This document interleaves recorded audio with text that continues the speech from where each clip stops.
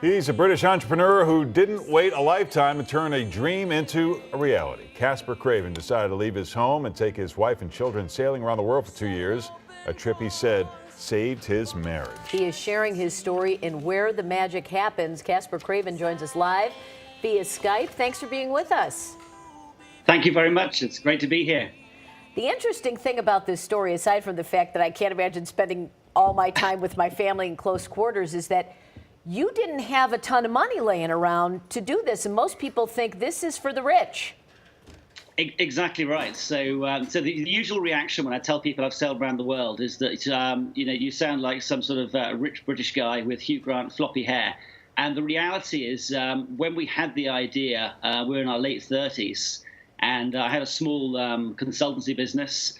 And back then we weren't doing terribly well, and were losing money. And our marriage wasn't in particularly great shape either. And so the idea of going sailing around the world back then was completely ridiculous. And everybody laughed when we told them what we wanted to go and do. But we gave ourselves 5 years to literally change everything in our world, both finances, marriage, relationships, and how we were. And that was kind of the mission that we set out on. So how much did this end up costing you, and where did you take the boat?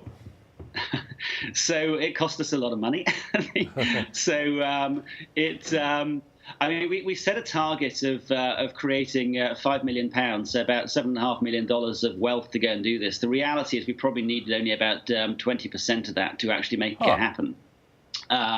So it's funny, you set a huge goal, and then the reality is that actually you need less than you think you do.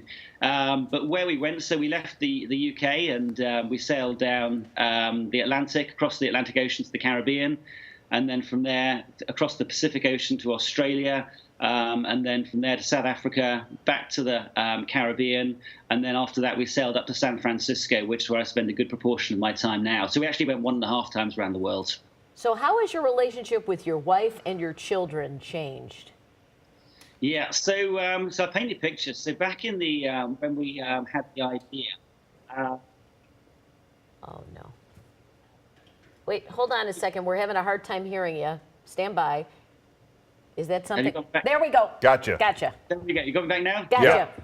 Yeah. Okay. So back then we were in our late 30s, and I was spending 16, 18 hours a day in the business. And I barely saw my wife and my children. And, that doesn't make for a healthy relationship. And we had the same arguments that I suspect many people do about money and what's really important to you in life. And, I barely saw my kids because, they were in school and my wife was looking after them. And we kind of asked ourselves the question, it's like, is this all there is to life? It's like, what else is there? Why are we having kids if we're not bringing them up and spending time with them? So, it was an insane amount of work over that 5 years to create the money to make it happen and to go through all the training to develop ourselves. But by the end of it, well, actually, by the time we set sail, we completely transformed our relationship in terms of how we were as a couple. And it's funny, a lot of people joke about the title of the book, Where the Magic Happens. They say, is that what happens with you and your wife? And actually, the reality is where the magic happens is where you step outside your comfort zone and you go and push yourself to do things that you wouldn't have done before. And And so you had some adventures as well and some scary moments, speaking about out of your comfort zone. Your 3-year-old suffered what could have been a very serious injury. Yeah, no, she did. So she, one stormy night, she fell out of her bunk and she cut her head. But, here's the thing. So we had 5 years preparing for this.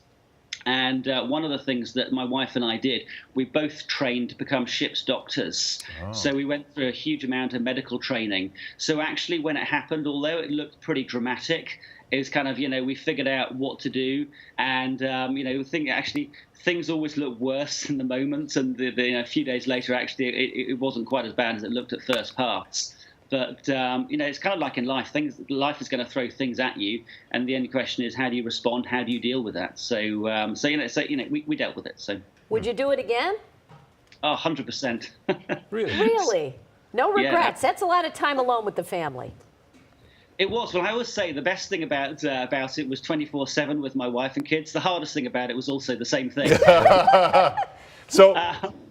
Did you have enough money left over from the trip that you don't have to go back to this struggling job that you were dealing with? Well, so here's the other part of that story. So over that 5-year period, we created 3 different $1 million businesses, and we actually sold one for 7 figures whilst we sailed across the Pacific Ocean, so in midway across the Pacific.